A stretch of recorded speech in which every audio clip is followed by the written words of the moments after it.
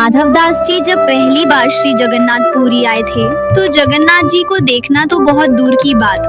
मंदिर को देखते ही उनको लगने लगा कि मैंने अपने जीवन के 21 साल संसार के भोग विलास में लगा दिया और अब इस जीवन का कोई भरोसा नहीं, कल ही मेरी मृत्यु हो गई तो। और इस बात से दुखी होकर चले गए पूरी समुद्र तट पर और बैठ गए मृत्यु पर्यंत तक। मन में बस सोच रहे हैं, मेरे जीवन के 21 साल में मैंने एक बार भी महाप्रभु का दर्शन नहीं किया।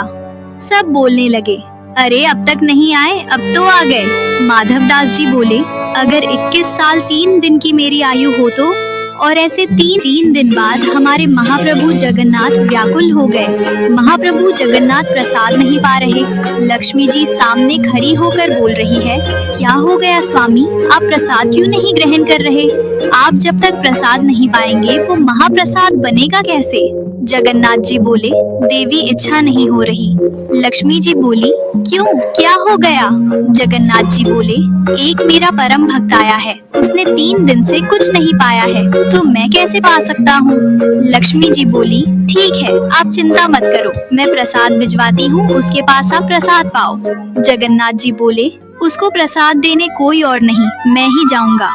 लक्ष्मी जी बोली, जय हो, ऐसा सौभाग्य तो मुझे भी नहीं मिला जो आप उसको देने जा रहे हैं।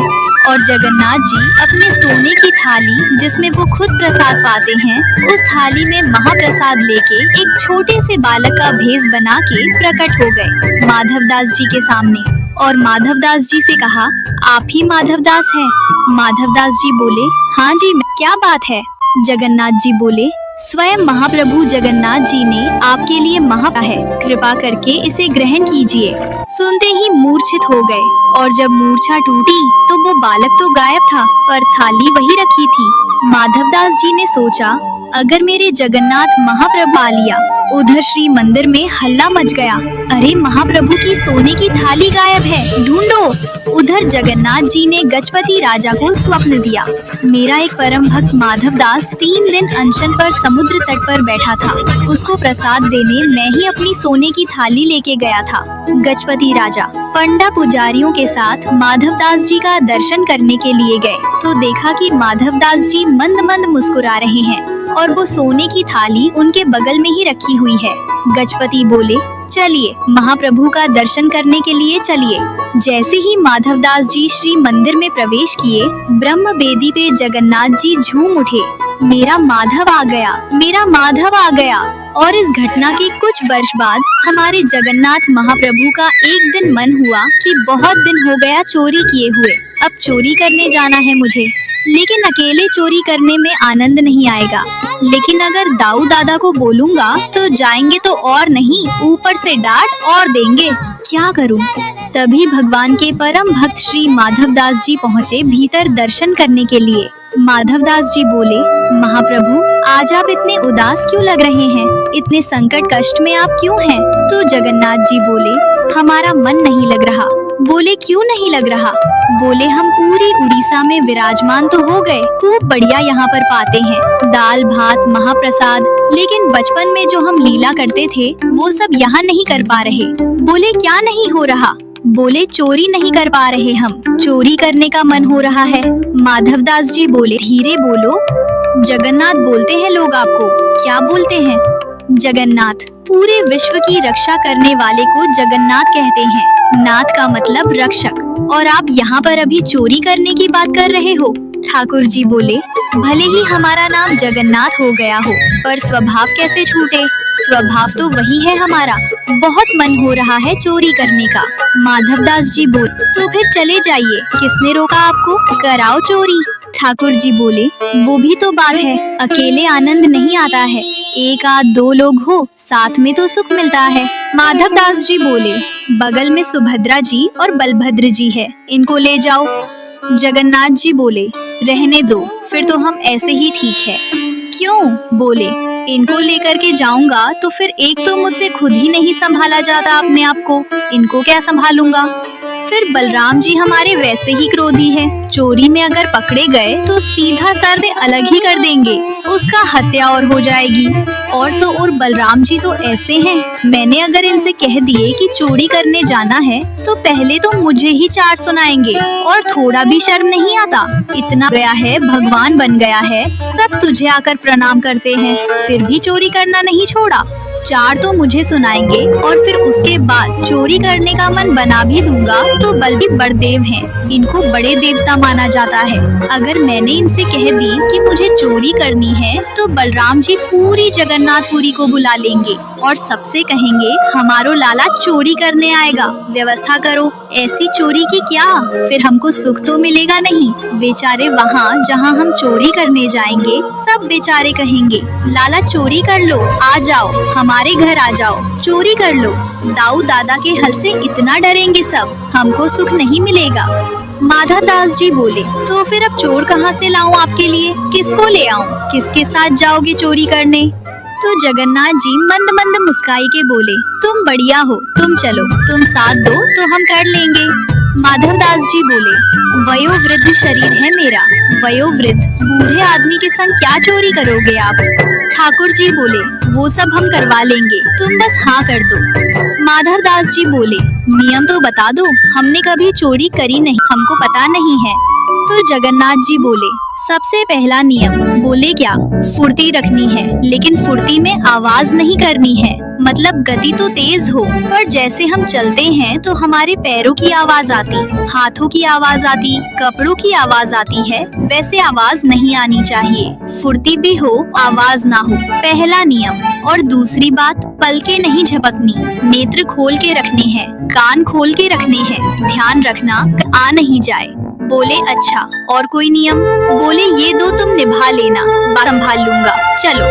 माधव दास जी बोले, कहाँ जाएंगे चोरी करने? जगन्नाथ जी बोले, ये जो राजा हैं जगन्नाथपुरी के, इनके बगीचा में खूब सुंदर सुंदर कटहल होते हैं, और देखो ये हमारे लिए भोग लगाने भेजते नहीं हैं, हमको कटहल खाने का मन कर रहा है, कटहल की चोरी करके आएंगे। माधव दास जी बोले, इतना सब कुछ करने की क्या आवश्यकता है, हम राजा जी को पत्र भेज देते हैं, वो कटहल भिजवा देंगे, कल कटहल ही कटहल पाना आप। अरे माधव दास, फिर तुम वही बात कर रहे हो, तुम कटहल मंगाओ, चलो कह दो राजा से कल एक कटहल भेजो। कटहल आया, बोले अब उसकी सब्जी बनाओ, सब्जी बनाओ, अब हमने पा ली, अब तुम पाओ, पा लिया, बोले अब स्वाद मिल रहा, बोले हाँ, अब तुम चोरी वाली कटहल का स्वाद देखना, इससे दुगना होगा, अब ये जो सुख मिला है ये फीका लगेगा उसके आगे, इसलिए अब चोरी करने लो। माधव दास जी बोले, ठीक है, मैं रात में सिंह द्वार पर मिलूंगा। सिंह द्वार पर नहीं, दक्षिण द्वार पर मिलना, दक्षिण द्वार पर।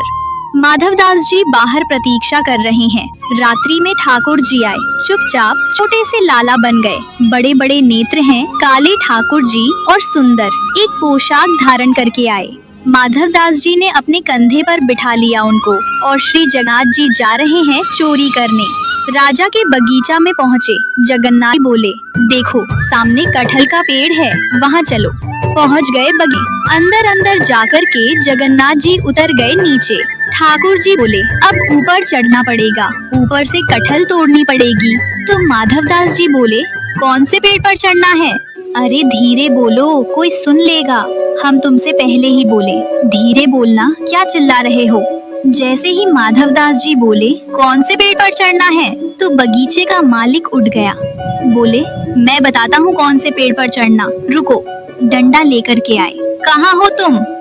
अब जगन्नाथ जी माधव दास जी को छुपा रहे हैं, बोले कि इतना तेज क्यों बोलते हो, पहले ही कहा था आवाज नहीं करनी, देखा रहा है, ढूंढ रहा है हमको।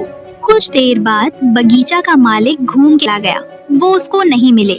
माधव दास जी बोले, अब क्या करना है? बोले, देखो पेड़ के ऊपर हम दोनों में से कोई एक चढ़ेगा और दूसरा ऐसे करके लपकेगा, गिरेगा तो धम आवाज होगी, फिर से आ जाएगा माली। तो माधव दास जी बोले, आप तो ना हो, इतना भारी आपका शरीर है, आप खुद ही धम से नहीं गिर जाओ, मैं चढ़ता हूँ ऊपर। ठाकुर जी बोले, तुम चढ़ो, हम पीताम्बरी करके खड़े हैं, हम ले लेंगे गोद में। ऊपर चढ़ गए माधव दास जी और कटहल लेकर के माधव दास जी ऊपर से चिल्ला के पूछे, कौन सा दूं, ये वाला कि वो वाला? ठाकुर जी बोले, तू खड़े रहे ऊपर ही। इतने में ही नीचा वाला बोले, मैं बताता हूँ कौन सा। ठाकुर जी तो वहाँ से भाग गए। अब ऊपर से माधव दास जी कटहल गिरा रहे हैं। नीचे धम, अरे ये धम आवाज आ रही है, आप लपक नहीं रहे क्या? नीचे माली बोला, मैं लपकूंगा, आजा नीचे। माधव दास जी नीचे उतर करके आए। बेचारे ठाकुर जी तो भाग गए वहाँ से। माधव दास जी जैसे ही निकल करके नीचे आए, हाथ पांव बांध दिए, बोले रुक जाओ, तुमको बताते हैं, सुबह होने दो। माधव दास जी इधर उधर देख रहे हैं, किसको ढूंढ रहे हो? बोले, एक और आए थे साथ में, उनको ढूंढ रहा हूँ, हमें तो कोई नहीं दिखा।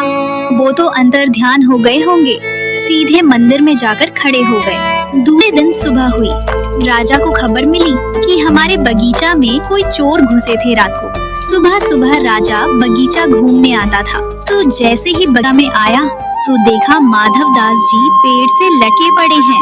राजा को गुरु मानता था, तुरंत आकर के, अरे गुरुदेव गुरुदेव गुरुदेव, ये कैसी लीला, जल्दी खोलो जल्दी खोलो। माली बोला, इनको नहीं ना, ये रात में कटहल चुरा रहे थे यहाँ से। अरे हमारे गुरुजी हैं, खोलो इनको। तुरंत खोला, माधव दास जी के नेत्र सजल है। राजा बोले, गुरुदेव ये कैसा कौतुक, आप मुझे बोल देते, मैं भिजवा देता। माधव दास जी बोले, हमारा शरीर देख करके तुमको लगता है कि हम कटहल खाते होंगे? हमारे अंग में कहीं भी आपको ऐसे लक्षण दिखते हैं? हमारी जीवा इतनी चटोरी होगी कि हमको कटहल की इच्छा हो? तो बोले, हमारे जगन्नाथपुरी में सबसे चटोरे कौन है? बोले सबसे ज्यादा चटोरे एक ही है, महाप्रभु नाथ। उनकी इच्छा हो रही थी कि भैया बहुत दिन हो गए हमने चोरी नहीं करी, तो चोरी करने के लिए आपके बगीचे में आए थे, कटहल की चुराई करने के लिए। हमको ऊपर चढ़ाया, सब बात बताई और बोले वो तो भाग गए, इसने हमको पकड़ लिया। राजा के नेत्र सजल हो गए, कितना बड़ा भाग्यशाली हूँ, महाप्रभु जगन्नाथ मेरे बगीचे पर चोरी करने आए और उसी दिन पूरा बगीचा महाप्रभु जगन्नाथ जी के ही नाम कर दिया। बोले, अब महाप्रभु जी का ही है ये बगीचा, अब ये हमारा नहीं है, अब यहाँ जो भी सामग्री सब महाप्रभु जी की है। माधव दास जी बेचारे स्नान ध्यान करके निकले, समुद्र प्रणाम करने जाते रोज भोर में। जैसे ही समुद्र प्रणाम करने गए, सोई दूर देखा कालिया ठाकुर चलते हुए आ रहे हैं। माधव दास जी बोले, बहुत बढ़िया, भाग गए थे रात को? बोले, हम तो नहीं भागे, तुम क्यों रहे थे? माधव दास जी बोले, तुम्हारी इच्छा तो पूरी हो गई, चोरी करनी है चोरी करनी है, एक कटहल हाथ नहीं पड़ा आपके। बोले, अब क्या करें? बोले, चिंता मत करो, आप तो भाग गए थे, और हम देखो रात में पिटे बंधे पूरा बगीचा आपके नाम करवा के आ गए। लो अब जाओ, खूब प्रेम से कटहल पाओ। ठाकुर जी बोले, माधव मन की मन में ही रह गई। बोले, चोरी हुई नहीं। बोले, तुम्हारे हाथ जोड़े, अब तुम खुद ही देख लेना कब करनी है।